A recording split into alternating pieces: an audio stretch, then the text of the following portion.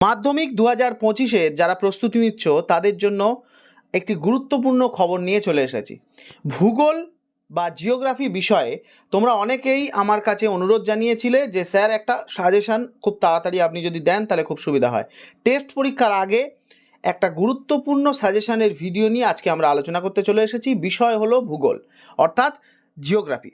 প্রত্যেক ছাত্রছাত্রী জিওগ্রাফি নিয়ে যথেষ্ট মাথা ব্যথা থাকে যে কোনখান থেকে কোন প্রশ্নটা পড়ে যাব, কোনখান থেকে কোন প্রশ্নটা পড়া উচিত হবে না বা পড়বো না। আজকে আমরা সেই সমস্ত বিষয়ে আলোচনা করব। তার পাশাপাশি আমরা এই কোশ্চেনের যে পিডিএফ, সেই পিডিএফ কোথায় দেওয়া হবে এবং তার অ্যান্সার শিট কখন আসবে বা অ্যান্সার পত্র কখন নিয়ে আসবো বা কবে আসবে বা কোথায় দেওয়া হবে, সমস্তটাই আলোচনা হবে এই ভিডিওতে। আশা করি ভিডিওটা অনেক বেশি ইনফরমেটিভ হবে তোমাদের কাছে। শেষ পর্যন্ত সঙ্গে থাকবে। আর যারা এখনও পর্যন্ত আমাদের চ্যানেলে নতুন এই ভিডিওটা দেখছো, অবশ্যই তাদেরকে অনুরোধ জানাবো হিস্ট্রি লেসন্স বাই অয়ন রায় চ্যানেলটিকে সাবস্ক্রাইব করতে একদম ভুলবে না। পাশের বেল আইকনটাকেও প্রেস করে দাও যাতে এইরকম গুরুত্বপূর্ণ ইনফরমেটিভ ভিডিও সবার প্রথম তোমার কাছে পৌঁছে যায়। আজকের আমরা আলোচনা করতে চলেছি মাধ্যমিক জিওগ্রাফি 2025-এর টেস্ট সাজেশন। তোমরা জানো টেস্ট পরীক্ষা আর কয়েক দিনের মধ্যেই হবে এবং এই সাজেশনে তোমরা ভিডিওর পরপর যত এগোবে তোমরা দেখতে পাবে যে প্রত্যেকটা প্রশ্ন একেবারে ছাঁটাই করে তৈরি করা এবং কিছু কিছু প্রশ্ন এমন আছে যেগুলো একটু ট্রিকি, অর্থাৎ একটু ঘুরিয়ে পেঁচিয়ে প্রশ্ন করা হয়েছে।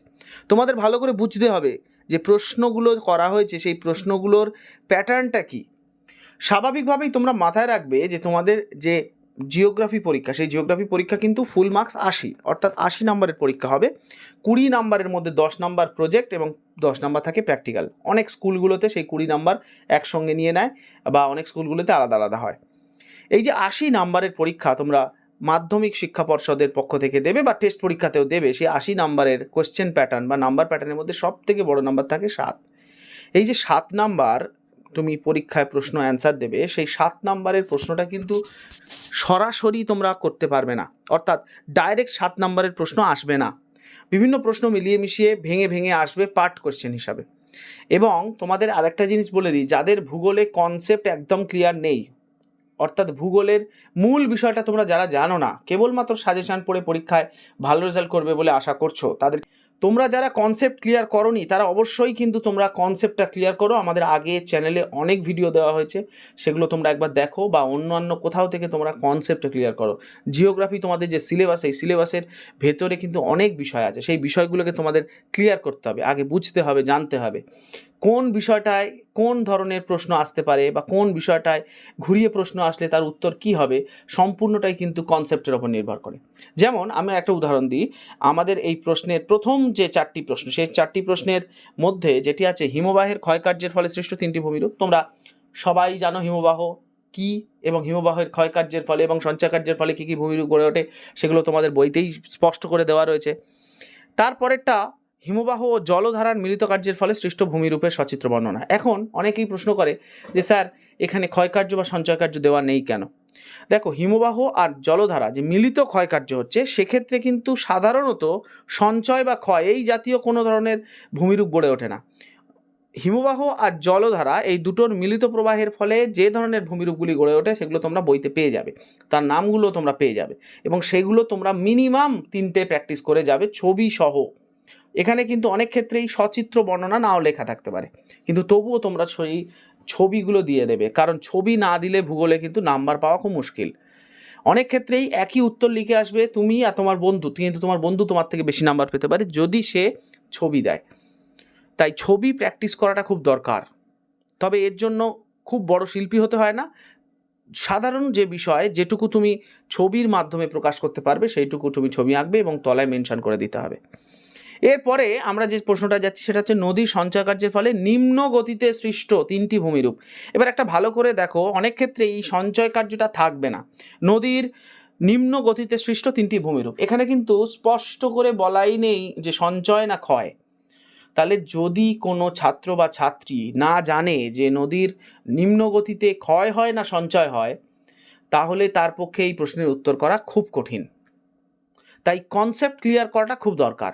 অনেক ক্ষেত্রেই মাধ্যমিকে এই ধরনের ঘুরিয়ে প্রশ্ন আসবে বা টেস্ট পরীক্ষাতে তো আসবেই, কারণ স্কুলগুলি তোমাদের মান নির্ণয়ের জন্য এই টেস্ট পরীক্ষা নেয়। স্বাভাবিকভাবে স্কুলগুলির তরফ থেকে একটু ট্রিকি কোশ্চেন বা ঘুরিয়ে কোশ্চেন হবে, যাতে তোমরা কতটা প্রস্তুত মাধ্যমিক পরীক্ষার জন্য সেটা দেখবার চেষ্টা করা হয়। মরু অঞ্চলেও বায়ু ও জলধারার মিলিত ক্ষয়কার্যের ফলে সৃষ্ট ভূমিরূপ, এখানে নদীর ক্ষয়কার্যের ফলে সৃষ্ট ভূমিরূপ। এই নদীর ক্ষয়কার্যের জায়গায় এখানে বলেও দিতে পারে যে নদীর উচ্চ গতিতে সৃষ্ট 3টি ভূমিরূপের নাম। এই নদীর উচ্চগতি অর্থাৎ যেখান থেকে নদীর সৃষ্টি হচ্ছে সেখানে নদীর ক্ষয়কাজ বেশি হয়। মধ্যগতিতে ক্ষয় সঞ্চয় উভয়ই হয়, আর নিম্নগতিতে হয় সঞ্চয়, কারণ নিম্নগতিতে স্রোতের প্রবাহ বেশি থাকে না।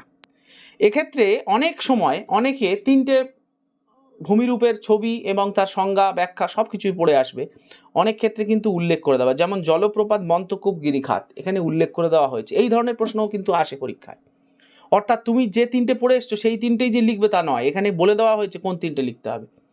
সুতরাং তোমাদের কিন্তু সমস্ত যে কটা ভূমিরূপ গড়ে উঠেছে মেন সেই ভূমিরূপগুলো ভালো করে পড়ে বুঝে মুখস্থ করে আসতে হবে, যাতে যে কোনো ধরনের প্রশ্ন আসলেই তোমরা সেগুলো অ্যাটেন্ড করতে পারো। এইভাবে আমরা পরপর প্রতিটি অধ্যায় থেকে খুব কনসেপচুয়াল এবং কিছু গুরুত্বপূর্ণ প্রশ্ন তোমাদের সঙ্গে রেখেছি, শেয়ার করেছি, এবং প্রত্যেকটি প্রশ্ন খুব ইম্পর্টেন্ট। যারা এই ভিডিওটা পাবে তাদের কাছে অনুরোধ জানাবো, অবশ্যই ভিডিওটা একটা লাইক করবে, কারণ এই লাইক আমাদেরকে প্রচুরভাবে মোটিভেট করে যাতে পরে আরও তোমাদের জন্য এরকম ভিডিও আনতে পারি। অবশ্যই কমেন্ট করে জানাবে তোমাদের এই ভিডিওগুলো কেমন লাগছে এবং তোমরা এই ভিডিও বা সাজেশনের ভিডিও থেকে উপকার পাচ্ছ কি না। দেখো, ইউটিউবে অনেক চ্যানেল রয়েছে যে চ্যানেলগুলোতে এই রকম মেটেরিয়ালস হয়তো তোমরা পেয়ে যাবে, কিন্তু সেগুলো পরিবর্তে তারা টাকা নেয়, এবং সেই যৎসামান্য টাকা, সেই টাকাটাও কিন্তু অনেকের পক্ষে কঠিন হয়ে পড়ে, ফলে তারা সেগুলো ক্রয় করতে পারে না বা কিনতে পারে না। আমি এই জন্যই বললাম ক্রয় করতে পারে না, কারণ সেগুলো মূল্যের বিনিময়ে তোমাদেরকে দেওয়া হয়। কিন্তু আমাদের এই চ্যানেলে এখনও পর্যন্ত কোনো ভিডিও, কোনো পিডিএফ, পেড পিডিএফ ছিল না, অর্থাৎ কোনো ভিডিওতে তোমাদের টাকা দিতে হয়নি। তোমরা যারা আমাদের চ্যানেলের ধারাবাহিক ভিডিও দেখো তারা কিন্তু সবাই জানো যে আমাদের চ্যানেলের যে ডেসক্রিপশন বক্সে টেলিগ্রাম চ্যানেলের লিঙ্ক আছে, সেই টেলিগ্রাম চ্যানেলে জয়েন করলে তোমরা সেখান থেকে বিনামূল্যে সমস্ত রকম পিডিএফ পেয়ে যাবে, এবং শুধুমাত্র সাজেশনের পিডিএফ নয়, প্রশ্নের পিডিএফ নয়, তার পাশাপাশি সেই প্রশ্নের অ্যান্সার তার আলাদা পিডিএফ দেওয়া হবে, এবং তার পাশাপাশি এমসিকিউ এসকিউ এরও পিডিএফ দেওয়া হয়।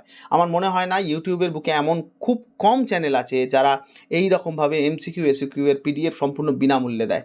আমার মনে হয় না দেয়। আমার সেক্ষেত্রে জানা নেই, জানা থাকলে অবশ্যই তোমরা কমেন্ট করে আমাদের জানাবে যে কোন চ্যানেল এরকম দেয়, তাহলে আমরা সেই চ্যানেলের কাছে কৃতজ্ঞতা স্বীকার করব। তবে আমরা আমাদের চ্যানেলের পক্ষ থেকে এটুকু বলতে পারি, আমরা এই ধরনের পিডিএফ যেগুলো তোমাদের জন্য আমরা নিয়ে আসছি পিডিএফ আকারে সম্পূর্ণ বিনামূল্যে তোমরা আমাদের টেলিগ্রাম চ্যানেল, যার লিঙ্ক ডেসক্রিপশানে দেওয়া থাকবে এই ভিডিওর ডেসক্রিপশানে, এবং তুমি আমাদের চ্যানেলের যে কোনো ভিডিওর ডেসক্রিপশান থেকে আমাদের টেলিগ্রাম চ্যানেলের লিঙ্ক পাবে, সেখানে জয়েন করলে সম্পূর্ণ ভিডিওর পিডিএফ এবং অ্যান্সার এর পিডিএফ, এমসিকিউ এর পিডিএফ সমস্ত কিছু পর আমরা আপলোড করতে থাকবো। যারা অবশ্যই আমাদের চ্যানেলটা এতক্ষণ দেখলে, এই ভিডিওটা দেখলে, আমরা পুরো ভিডিওটা নিয়ে আলোচনা করব না, কারণ এতে অনেক ভিডিও বড় হয়ে যাবে, তাতে তোমাদের দেখার ধৈর্য অনেকটা কমে যাবে।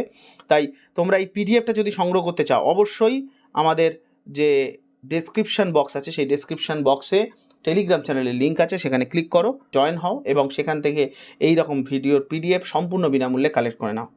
সবাই ভালো থেকো, সুস্থ থেকো। এরকম আরও ভিডিও পাওয়ার জন্য অবশ্যই আমাদের channel history lessons by Ayan রায়কে সাবস্ক্রাইব করতে একদম ভুলবে না।